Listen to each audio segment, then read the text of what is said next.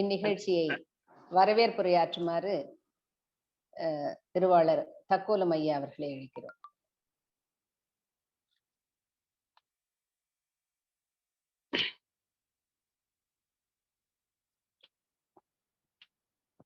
சங்கத்தமிழ் இலக்கிய பூங்காவின் தலைவராம் திருவள்ளுவரை தொழுது செயலராம் பாரதிதாசனை வணங்கி நிகழ்ச்சிக்கு வருகின்றேன்.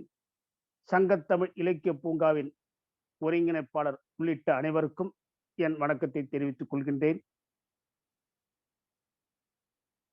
உலக உத்தமர் காந்தி 75 நினைவு தின இன்றைய நிகழ்ச்சியில் வரவேற்புரை கூறும் முகத்தான் நான் இன்றைய நிகழ்ச்சியில் இணைந்துள்ளேன். இன்றைய நிகழ்ச்சியில் தலைமை வகுத்திருக்கும் ஈரோடு திருமதி ராஜாமணி அம்மையார் அவர்களையும்,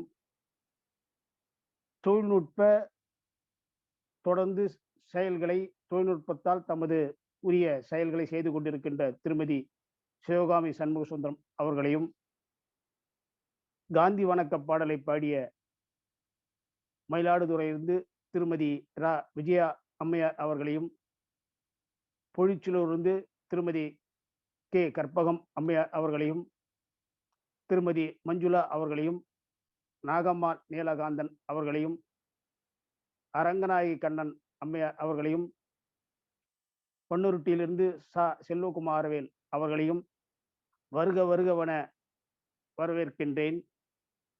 இன்றைய நிகழ்வாக காந்தியினுடைய ஒரு தகவலை உங்களோடு பகிர்ந்து கொள்கிறேன். தியாகம் தவிர்க்க முடியாதது. தென்னாப்பிரிக்காவில் ஒரு முறை காந்தி சட்டத்தை மீறியதற்காக தண்டிக்கப்பட்டு சிறைக்கு அனுப்பி வைக்கப்பட்டார். சிறையில் 20 வயதான இந்திய கைதி ஒருவரை சந்தித்தார். அவர் பெயர் அர்பட் சிங். கண்ணியமான மனிதர். அவரும் சட்டத்தை மீறியதற்காக 8 மாதம் சிறை தண்டனை விதிக்கப்பட்டு அந்த சிறையிலே இருந்தார் காந்தியுடன். சிறையின் கொடுமைகளை உங்களால் தாங்கிக் கொள்ள முடியாது. நீங்கள் விரும்பினால் சிறையிலிருந்து நீங்கள் விடுதலையாக உங்களுக்கு நான் உதவுகிறேன் என்றார் காந்தி. தயவு செய்து அதை செய்து விடாதீர்கள். என்றோ ஒரு நாள் நான் இறக்க வேண்டியவன்தான். சிறையில் இருப்பது எனக்கு மிகவும் மகிழ்ச்சி அளிக்கும் என்றார் அர்பட் சிங். சில வாரங்களுக்கு பிறகு அர்பட் சிங் நிமோனியா நோயால் சிறையில் இறந்துவிட்ட செய்தியை காந்தி கேள்விப்பட்டார். காந்திக்கு அப்பொழுதுதான் தன்னுடைய பொறுப்பு எத்தகையது என்று புரிந்தது. அர்பட் சிங் தியாகத்துக்குரிய தகுதியை நிரூபித்து விட்டார். கடவுள் தியாகங்களை எதிர்பார்க்கிறார். தியாகங்கள் இல்லாமல் உலகம் வாழ முடியாது. அர்பட் சிங் உடலை சிறை அதிகாரிகள் புதைத்து விட்டார்கள் என்று காந்தி கேள்விப்பட்டார். சிறை அதிகாரியிடம் போராடி அர்பட் சிங் உடலை தோண்டி எடுக்க செய்து எரியூட்ட செய்தார். அதற்கு பிறகுதான் காந்திக்கு ஒரு திருப்தி ஏற்பட்டது.